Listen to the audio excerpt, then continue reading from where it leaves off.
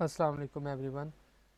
हम बात कर रहे थे डिफरेंट इंडस्ट्रीज़ की कि इंडस्ट्रियली हम किस तरह केमिकल्स, डिफरेंट तरह के जो केमिकल्स हैं, एसिड्स हैं या साल्ट्स हैं या उसके अलावा डिफरेंट बेसिस हैं, हम उनको किस तरह से प्रिपेयर करते हैं इंडस्ट्रीज़ में। तो आज हम बात करेंगे कि नाइट्रिक एसिड को हम किस तरह प्रिपेयर करते हैं। नाइट्रिक एसिड का सबसे पहले हम इंट्रोडक्शन देख लेते हैं।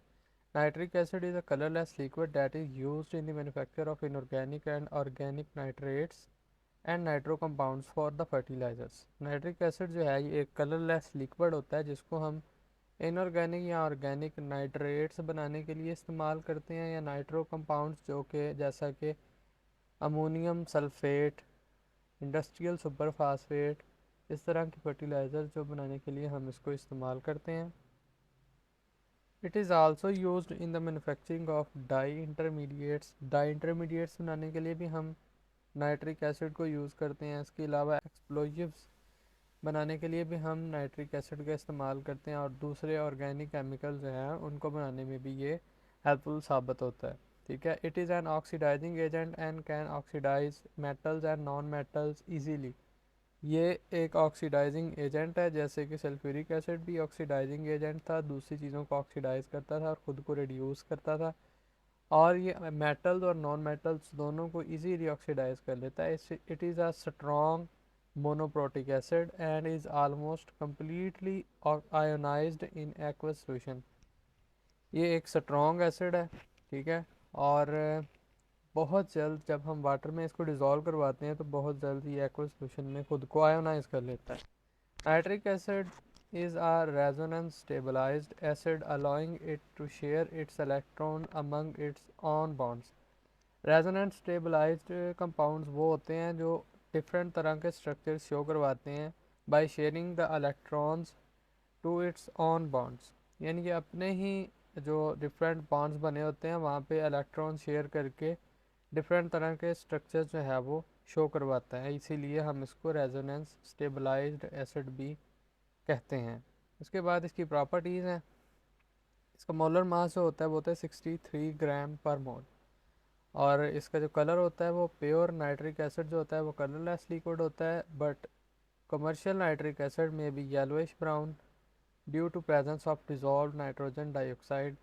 कमर्शियली जो हम प्रिपेयर करते हैं उसमें नाइट्रोजन डाइऑक्साइड भी डिज़ोल्व की हुई होती है। उसके बाद हम जब इसको प्यूरिफाई करते हैं तो प्योर जो होता है वो कलरलेस होता है, जबकि जो हम इंडस्ट्री के अंदर तैयार करते हैं जो फ्रेश होता है उसका कलर जो है वो येलोइश ब्राउन होता है। उसके बाद इसकी ऑर्डर जो है, nitric acid is a fuming and hygroscopic liquid. Nitric acid जो है इसके फ्यूम्स भी निकलते हैं और ये मॉइस्चर को भी अब्जॉर्ब करता है अपनी सराउंडिंग से। उसके बाद इसकी एसिडिटी देख लेते हैं कि एसिडिटी इसकी कितनी ज़्यादा होती है। Nitric acid is a strong acid and dissociates very highly and is very corrosive। इसकी जो के वैल्यू जो होती है वो होती है 28। टेस्ट इसका होता है खट्टा होता है, sour, due to its acidic in nature. आपको पता है कि जितने भी एसिड्स हैं उनके फिज़िकली जो प्रॉपर्टीज़ आपने जो बेसिक जो मेट्रिकुलेशन क्लासेस में पढ़ी होंगी कि जो एसिड्स होते हैं उसका जायका तुर्श होता है।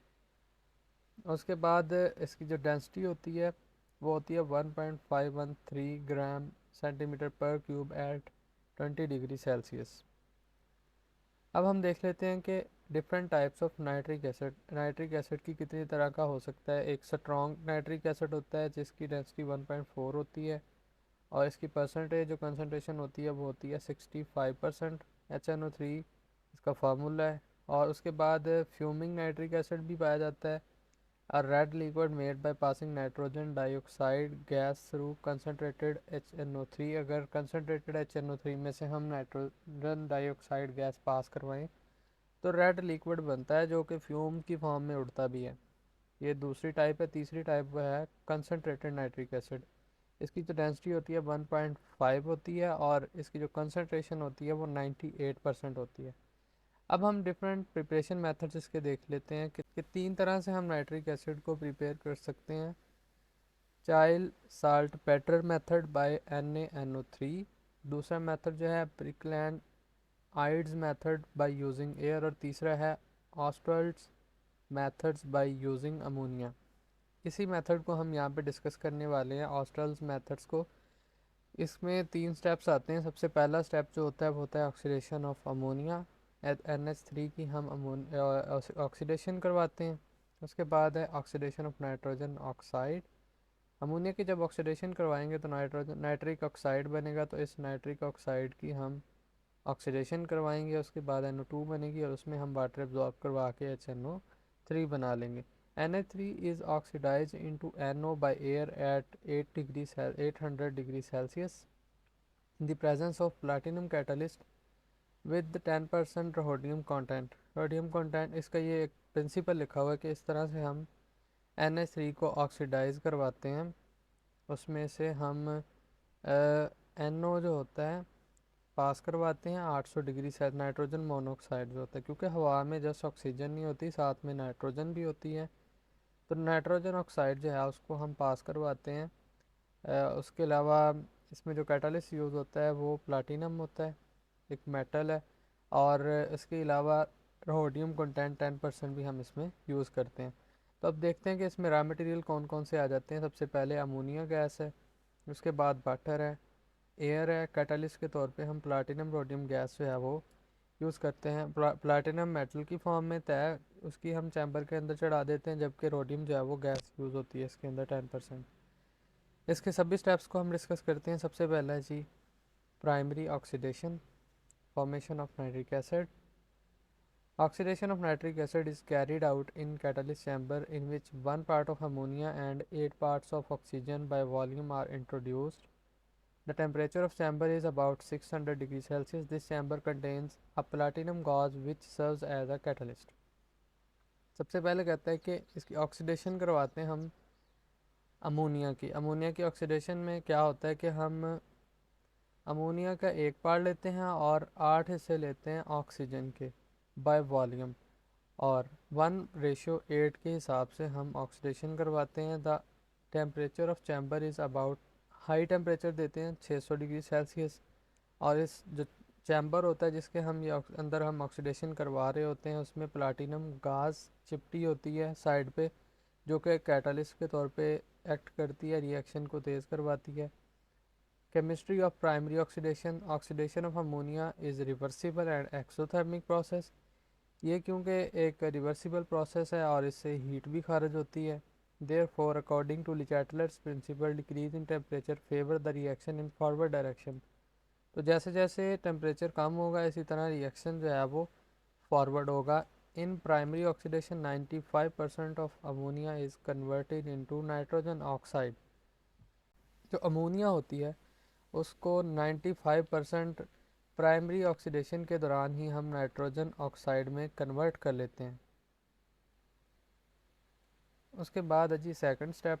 सेकंड स्टेप में क्या होता है कि जो नाइट्रोजन ऑक्साइड हमने बनाई है by the oxidation of ammonia, उसको हम ऑक्सीडाइज करवाते हैं, और ऑक्सीडाइज करवाने के बाद वो बन जाती है nitrogen dioxide. Nitrogen oxide is obtained by the oxidation of ammonia is very hot.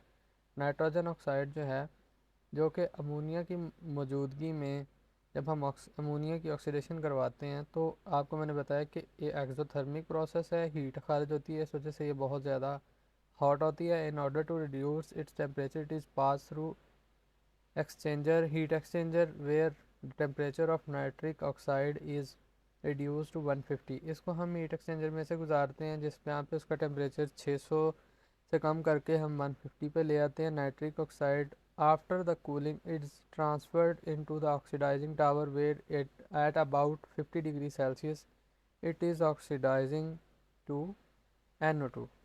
उसके बाद हम ऑक्सीडाइजिंग टावर के अंदर नाइट्रिक ऑक्साइड को भेज देते हैं, नाइट्रोजन मोनोऑक्साइड को, जहाँ पे इसकी ऑक्सीडेशन करवाई जाती है, और वहाँ पे टेम्परेचर जो है वो 50 डिग्री सेल्सियस होता है।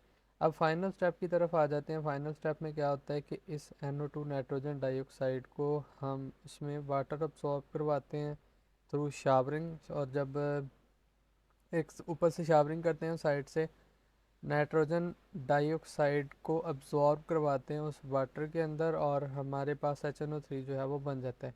Nitrogen dioxide from the secondary oxidation is introduced into special absorption tower nitrogen oxide dioxide gas pass through the tower and is water is showered over it, ऊपर से वाटर शावर किया जाता है एक side से, nitrogen dioxide जो है वो पास करवाई जाती है, by the absorption of nitric acid is obtained, absorption of nitrogen dioxide into water produce nitric acid. ठीक है, यहाँ पे मैंने रिएक्शन भी लिखा है कि जो नाइट्रोजन डाइऑक्साइड है उसमें से उसको हम एब्जॉर्ब करवाते हैं वाटर के अंदर, जिसके नतीजे में 2HNO3 बनता है और नाइट्रोजन मोनोऑक्साइड बनती है दोबारा। ठीक है, nitric acid obtained is very dilute, वो इतना कंसनट्रेटेड नहीं होता, इस वजह से हम उसको it is recycled in absorption tower so that more and more nitrogen dioxide get absorbed, इसको दोबारा हम एब्जॉर्प्शन टावर में से गुजारते हैं ताकि और नाइट्रोजन डाइऑक्साइड जो है वो इस जो डाइल्यूट HNO3 बना है इसमें एब्जॉर्ब हो जाए। HNO3 after recycle becomes about 68% concentrated, इसके बाद हम इसको दो बार जो इसको रिसाइकल करवाने के बाद हमारे पास HNO3 बनता है वो होता है 68%। In order to increase the concentration of HNO3, vapors of HNO3 are passed over concentrated H2SO4। अगर हम चाहते हैं कि HNO3 की कंसनट्रेशन को और मज़ीद बढ़ा दिया जाए तो हम HNO3 के जो वेपर्स होते हैं उनको पास करवाते हैं कंसनट्रेटेड H2SO4 में से, बीइंग अ डिहाइड्रेटिंग एजेंट, क्योंकि H2SO4 जो है वो डिहाइड्रेटिंग एजेंट है, वाटर को एब्जॉर्ब कर लेता है, डिहाइड्रेट कर देता है चीज़ों को, इस वजह से H2SO4 जो है वो absorbs water from HNO3 nitric acid में से वाटर को एब्जॉर्ब कर लेता है and the concentrated HNO3 is obtained, और उसके नतीजे में हमारे पास कंसनट्रेटेड HNO3 जो है वो बन जाता है। मैंने यहाँ पे इसकी फ्लो शीट भी दिखाई है। एक साइड से अमोनिया ऑक्सीडेशन कन्वर्टर है जहाँ पे अमोनिया की ऑक्सीडेशन होती है और उसका टेम्परेचर बहुत ज़्यादा होता है, उसको हम पास करवाते हैं हीट एक्सचेंजर के थ्रू और आगे फिर ऑक्सीडेशन चैम्बर में चला जाता है जहाँ पे नाइट्रोजन ऑक्साइड की होती है ऑक्सीडेशन और उसके नतीजे में नाइट्रोजन डाइऑक्साइड बनता है, उसको एब्जॉर्प्शन टावर में भेज दिया जाता है। साइड से नाइट्रोजन डाइऑक्साइड जो है उसको एब्जॉर्ब करवाते हैं और ऊपर से शावर करते हैं वाटर को, और हमारे पास HNO3 जो है वो बन जाता है। अगर हम उसकी कंसनट्रेशन बढ़ाना चाहें तो और एब्जॉर्प्शन टावर में, अगले एब्जॉर्प्शन टावर में उसके फ्यूम्स को भेज दिया जाता है और मज़ीद उसमें NO2 जो है वो अब्जॉर्ब करवाई जाती है, बट उसी HNO3 जो कि डाइल्यूट फॉर्म में होता है और हमारे पास हाईली कंसनट्रेटेड HNO3 जो है वो बन जाता है। अब हम बात कर लेते हैं कि हम इसको स्टोर या प्रिजर्व किस तरह से करते हैं। Store nitric acid in the original container में हम इसको स्टोर करते हैं। Dilute solution must be stored in acid resistant bottles, acid resistant bottles के अंदर डाइल्यूट सॉल्यूशंस को हम स्टोर करते हैं। Do not store nitric acid near material with which it might react, ऐसी चीज़ों के साथ जहाँ पे ये रिएक्ट कर सकता है वहाँ पे हम इसको स्टोर नहीं कर सकते। HNO3 and other acids are store in Teflon coated plastic container, Teflon coat की होती है अंदर उस उन बोटल्स में, उन कंटेनर्स के अंदर हम HNO3 को स्टोर करते हैं। It is stored in acid resistance bottles, ऐसी बोटल्स जो कि एसिड के साथ रिएक्ट नहीं करती, जिनके मटेरियल्स एसिड के साथ रिएक्ट नहीं करते, उनके साथ उनमें हम इसको स्टोर करते हैं। It is not store near the material which are most reactive, जो जल्द रिएक्ट कर जाते हैं उनके साथ, उनके पास भी हम इसको स्टोर नहीं करते। तो इस तरह से इंडस्ट्रियली हम HNO3 को प्रिपेयर करते हैं। होप सो ये लेक्चर आपको समझ आया होगा। अगर आप हमारे चैनल पर नए हैं तो हमारे चैनल को सब्सक्राइब कर दें। इंशाल्लाह मिलते हैं नेक्स्ट वीडियो में, तब तक के लिए अल्लाह हाफिज़। और अगर कोई क्वेश्चन हो तो वो आप कमेंट सेक्शन में पूछ सकते हैं।